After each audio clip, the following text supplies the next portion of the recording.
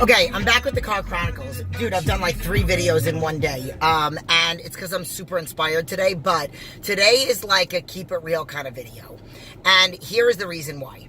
So, those of you that are clients of mine obviously know the dynamic of what it's like to train in the studio with me. So I do semi-private training, so there's more than one person that's in there. The weights are all determined, and any modifications based on the person. It is not a boot camp, so it's not like I make up this random workout and everybody does it. You know, I got different people doing different things. You know, my guys, I have one guy that does a totally different style workout, but let's just say on like a Monday night, I got 2 girls that do legs, I got 2 guys that do chest and back, I got another guy that does like a barbell complex, I got another guy, my son's here, I got another guy that does arms, and then I have about 5 girls that do like a back and core workout. But the point of this video, which I will now make a little bit quicker, what? I was supposed to give this to them. All right, go back and give it to them. So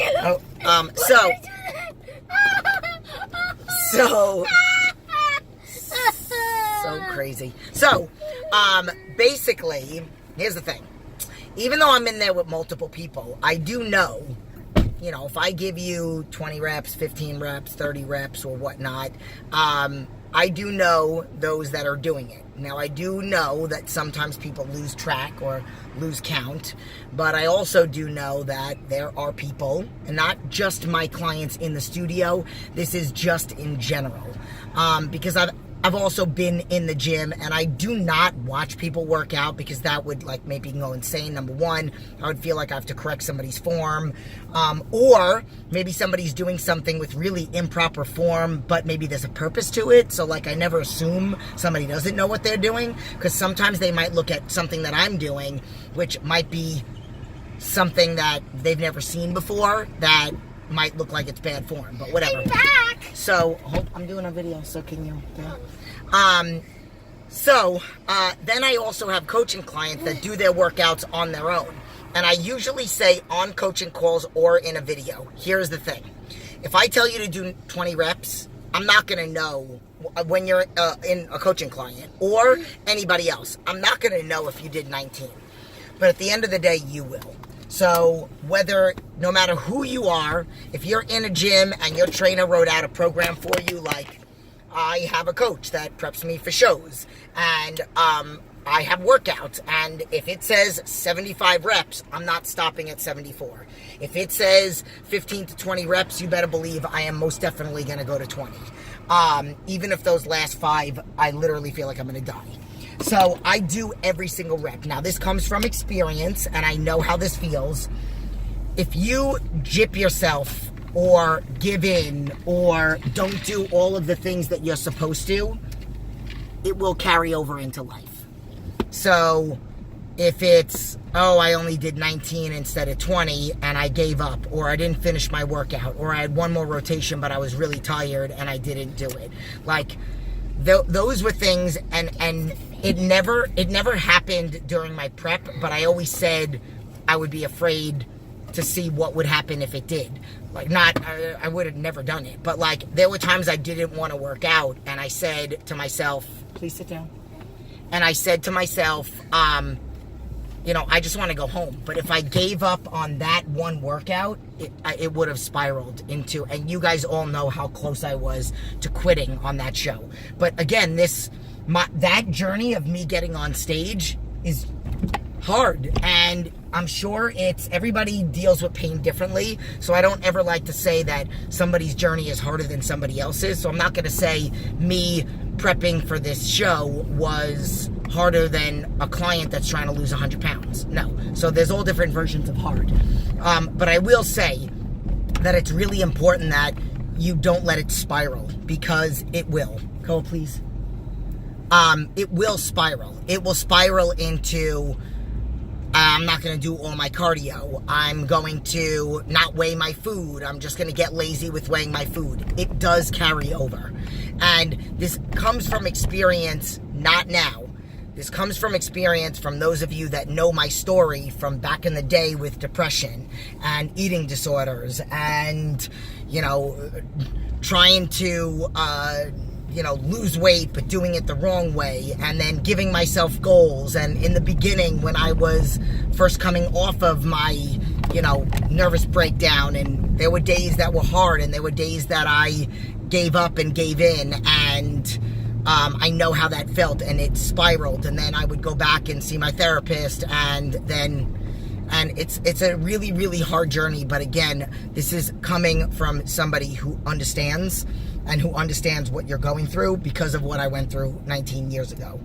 So this is not for clients, this video, at all.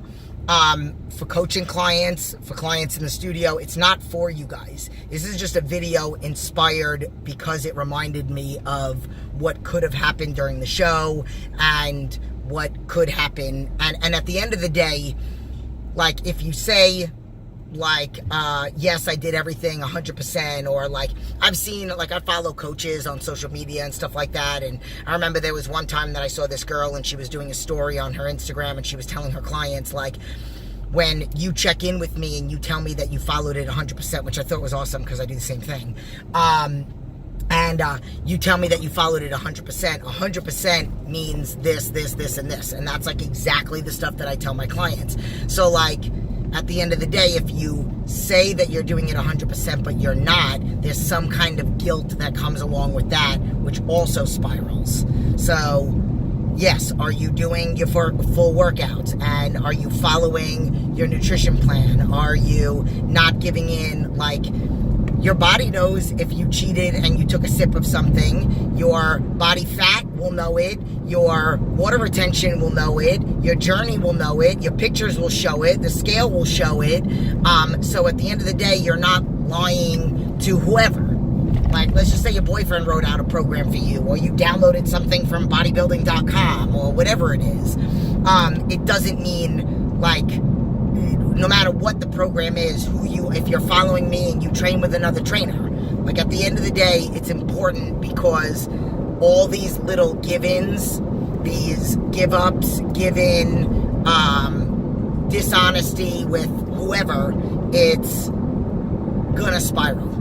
And eventually it gets out of control. So I've done a video about brushing it under the rug, and that I've actually done years ago, which is what actually made me start the whole 100% thing, where I make clients tell me if they do everything 100%. So, like, I talk about if you brush it under the rug, like if you brush the problem under the rug, or if you just, like, I tell clients, never, ever, ever email me and say, had a bad day, fresh start tomorrow. No, I need you to acknowledge what it was that happened. We need to figure out why it happened, how we can avoid it to not happen. This is why I say that I really I'm really happy and proud to say that I do help people break the emotional connection to food and food addictions, and learning how to cope with and how to deal with their feelings so that they don't turn to food because it's what they grew up with as an Italian, or what they learned from society with all these commercials glorifying bad food.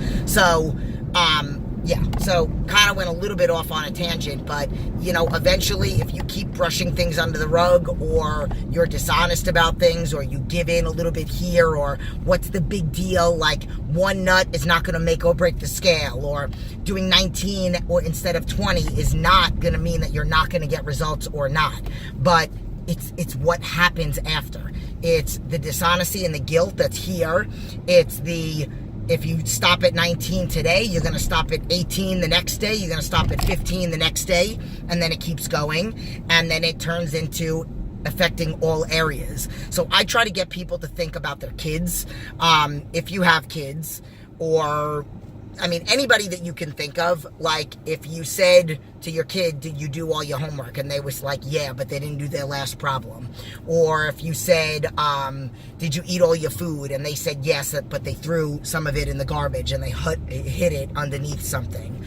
Or, did you do your full book report? And then, they didn't fully finish it. And then, or did you read? And they just pretended to read and they didn't. So, like, would you want your kid to act that way?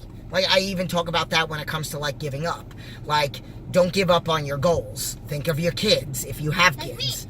Like, don't give up on your goals, because I have goals. if I know. So if I have a goal and I give up on it, I'm teaching my son that it's okay to give up. So in 5 years from now, when he's in school and he's like, Mom, school is too hard, I just want to give up. And then I'm like, you can't do that. You can't give up. You can't not go to school. Why? You gave up on your goal, whatever it was. And kids see that. Like, whether they're physically in the room while you're working out and then you give up on your workout, or whether they know that you set something up, or you, like me and my son, I actually just remembered this, he's got to finish his vision board. So we will make it a point to finish his vision board, and I have to update mine because I posted about how I hit 2 of my goals. So I got to take those 2 off and replace it with 2 other ones. And I also gave up today. Why did you give up today? I gave up when I was helping Tata in the backyard with the clubhouse thing. Tata gave me a crowbar to take the thing out. Yeah, so how did you give up? And I just couldn't do it. Yeah, but I mean, that's not... I mean, you tried. Did you try like 1,000,000 times and then it was just a matter of it being too heavy? Yeah. Right, so that's... The wall part was stuck and I tried to put the crowbar under the wall so I could... Right, but that's different, babe. Don't be too hard on yourself. So, I mean, at the end of the day, it's about giving up on a goal. Like if my son said, which one of his goals is that he wants to win a belt in Muay Thai. He hasn't gotten one yet. He doesn't have any fights coming up, but my husband and his team are really doing their best to try to find him a fight, and he's going to keep going. And if for some reason they don't find him a fight by the end of the year, which I seriously doubt, then it's not like that was something that was out of his control. So now he's got to wait until 2019, but he's not going to give up. He's not going to stop until he gets that belt. Like when it comes to school, it doesn't matter how long it is or how long it takes. One of his goals is to get straight A's in school. So, I mean, where are we right now? We're on our way back from Kumon. So, and that's a tutoring company, and it's so that he can get better and so that he can get straight A's. So we're not going to give up until he gets to his goal. Like, giving up is like, forget it, I want to drop out of school, which that ain't never happening. Okay, this is getting really long. This was meant to be short, but love you guys, and I hope you take a lot away from this one. Bye.